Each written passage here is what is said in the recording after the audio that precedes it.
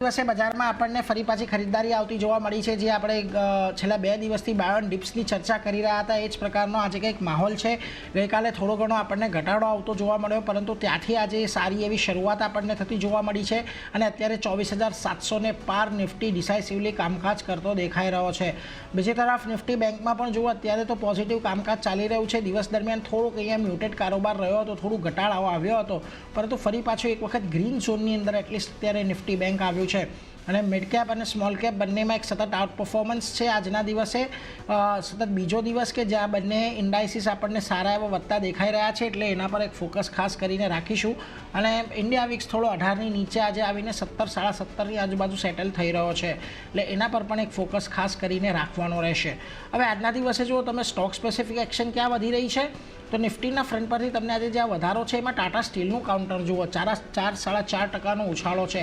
શ્રીરામ ફાઇનાન્સમાં એક સારી તેજી છે। હિન્ડાલ્કોનો સ્ટોકમાં પણ 2%ની તેજી આવી રહી છે અને ખાસ કરીને કોલ ઇન્ડિયા પણ વધી રહ્યો છે। ભારતી એરટેલ પરિણામ બાદ આજે 0.5% જેટલો ઉપર છે, એટલે એના પર પણ એક ફોકસ રાખીશું। પરંતુ જ્યાં ઘટાડો આવી રહ્યો છે ત્યાં જુઓ, એશિયન પેઇન્ટની અંદર એક દબાણ છે, 1.5% જેટલો ઘટાડો ત્યાં જોવા મળ્યો છે। બીજી તરફ ટાટા મોટર્સ પરિણામ બાદ જુઓ 1.25%નો ઘટાડો છે, અહીંયા 700ની નીચે ફરી પાછો શેર સરકતો જોવા મળ્યો છે। તો બીજી તરફ સિપ્લા અને હીરો મોટો કોર્પ આ બંનેની અંદર પણ એક દબાણ સાથેનો કામકાજ જોવા મળી રહ્યું છે, એટલે એના પર એક ફોકસ રાખીશું। આનંદ રાઠી શેર્સના જીગર પટેલ આપણી સાથે જોડાઈ ગયા છે। જીગરજી, સ્વાગત, વેરી ગુડ મોર્નિંગ। અને ખાસ કરીને જુઓ, બજારની અંદર આજે ફરી પાછો એક વખત તેજીનો સંચાર થયો છે। જે પ્રમાણે આપણે આ અઠવાડિયેની શરૂઆતમાં એક સરસ મજાની રેલી આવતા જોવા મળી, ત્યારબાદ ગઈકાલે થોડો ઘટાડો આવ્યો, આજે ફરી પાછી તેજી તરફનો કારોબાર છે। ખાસ કરીને કયા લેવલ્સ હવે અહીંયાથી તમે વોચ આઉટ કરશો નિફ્ટીના ફ્રન્ટ પરથી અને બેંક નિફ્ટી, કારણ કે થોડુંક આજે મ્યુટેડ કારોબાર દર્શાવી રહ્યું છે, ત્યાં કયા લેવલ્સને ખાસ વોચ આઉટ કરવાના? નીરજસિંહ, ઇન્ટ્રાડેની અગર વાત કરીએ ફર્સ્ટ ઓફ ઓલ નિફ્ટીમાં, તો જે રેઝિસ્ટન્સ હતો 24,700 નો, એના ઉપર આપણે કન્ટિન્યુઅસલી અડધો કલાકથી ટ્રેડ કરી રહ્યા છે, એટલે 24,700 એક સારું સપોર્ટ છે આજના દિવસ માટે, ફોલોડ બાય 24,600। અને ઓવરઓલ મને મેક્સિમમ અપસાઇડ આજના દિવસમાં લાગી રહી છે 24,850 સુધી પોસિબલ છે કે આપણે એક સ્ટ્રેચ લઈ શકીએ છીએ અહીંયા। એટલે ઓવરઓલ અગર આજનું ટ્રેડિંગ ઝોન આપણે જોઈએ તો 24,600 અને 24,850 આ છે ઇન્ટ્રાડેના લેવલ્સ। અગર આપણે થોડું વીકલી બેસિસ ઉપર વાત કરીએ તો અગર આ કરંટ વીકમાં આપણે 24,800 ની ઉપર ક્લોઝિંગ આપીએ છીએ તો આપણે 25,200, 250 સુધીના લેવલ્સ નેક્સ્ટ વીક સુધી જોવા મળી શકે છે। વેરેઝ અગર વીકલી બેસિસ ઉપર 20,800 ની નીચે આવે છે તો ફરીથી આપણે સાઇડવેઝના મૂવ્સ જોઈ શકીએ છીએ નિફ્ટીની અંદર। વેરેઝ બેંક નિફ્ટીની અંદર અગર આપણે ડેલી સ્ટ્રક્ચર જોઈ રહ્યા છે તો મને એક્ઝોશન દેખાઈ રહ્યું છે।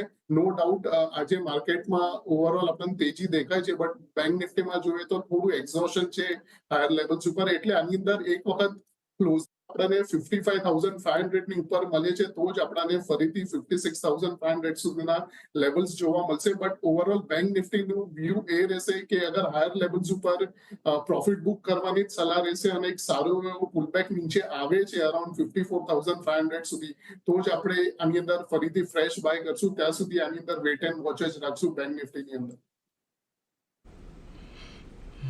એટલે જુઓ, ખાસ કરીને નિફ્ટી 24,800નું એક ક્રુશિયલ લેવલ આ અઠવાડિયે જો એની ઉપર ક્લોઝિંગ આવે છે તો પછી આપણને એક તેજી આગળ વધતી દેખાશે, એટલે એના પર એક ફોકસ રાખીશું। પરંતુ જો નથી આવતું તો થોડા કન્સોલિડેશનની રેન્જમાં આપણે ચાલી શકીએ છીએ, એટલે એના પર એક ફોકસ ખાસ કરીને રાખતા રહીશું।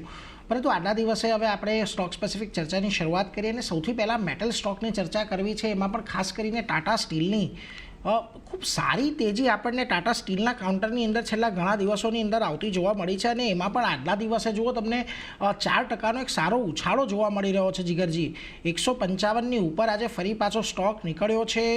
શું મત બની રહ્યો છે ઓવરઓલ એક મેટલ સેક્ટરને લઈને, કારણ કે અન્ય પણ તમે નાલ્કો, સેલ એ બધામાં પણ એક ખરીદદારી છે અને ટાટા સ્ટીલનું સ્ટ્રક્ચર કેવું છે ને એ સિવાય જો અન્ય કોઈ સ્ટોક આપને પસંદ લાગી રહ્યો હોય?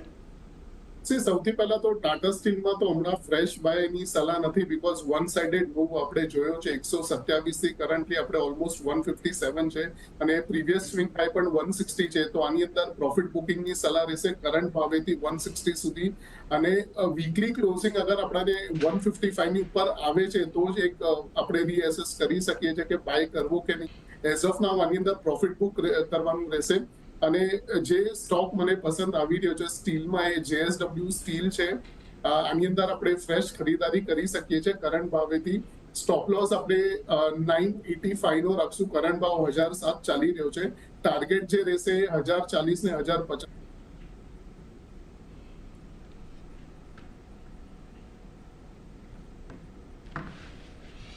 એટલે જુઓ ખાસ કરીને મેટલને લઈને એક આમત બનતો દેખાઈ રહ્યો છે, એટલે એના પર એક ખાસ ફોકસ અહીંયાથી રાખતા રહીશું.